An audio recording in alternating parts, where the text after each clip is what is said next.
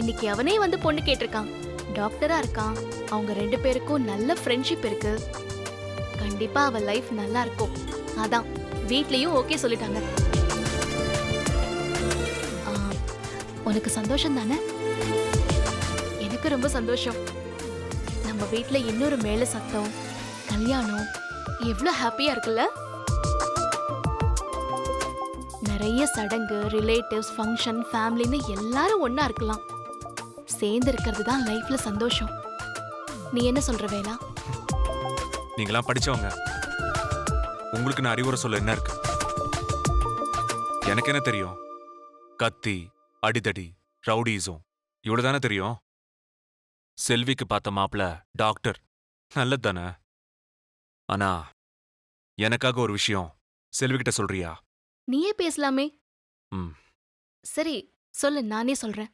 கல்யாணங்கிறது 2 மனசு சேர்ற விஷயம். அதுல எந்த ஒளிவு மறைவும் இருக்கக்கூடாது.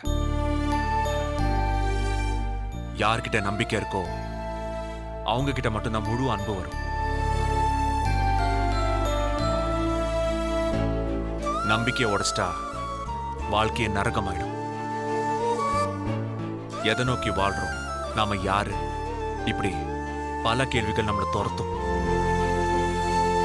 கல்யாணங்கிற ஒரு விஷயத்துல நாம தப்பு பண்ணிட்டோம்னு வச்சுக்கோ, அதோட எல்லாமே தப்பாதான் போகும். அனுபவஸ்தான் சொல்றேன்.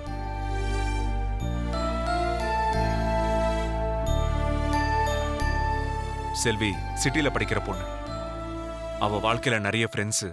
கல்யாணத்துக்கு முன்ன அவளுக்குன்னு தனிப்பட்ட விஷயம்லாம் இருந்திருக்கும். அது தப்பே இல்லை. ஆனா மேரேஜ்னு ஒண்ணு ஆகுறப்போ அவ கல்யாணத்துக்கு முன்னாடி நடந்த ஒரு விஷயம் அவளோட புருஷனை பாதிக்கும்னு அவளுக்கு தெரிஞ்சா அது இப்பவே நவீன் கிட்ட சொல்ல சொல்லு.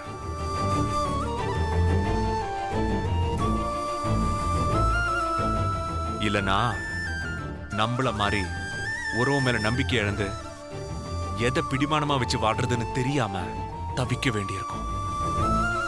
செல்வி கிட்ட நான் சொன்னேன்னு சொல்லு.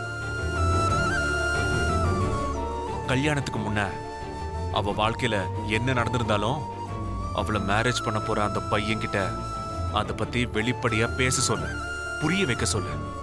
திறந்த புத்தகமா இருந்தாதான் கணவன் மனைவி உறவு நல்லா இருக்கும். சொல்லிரு.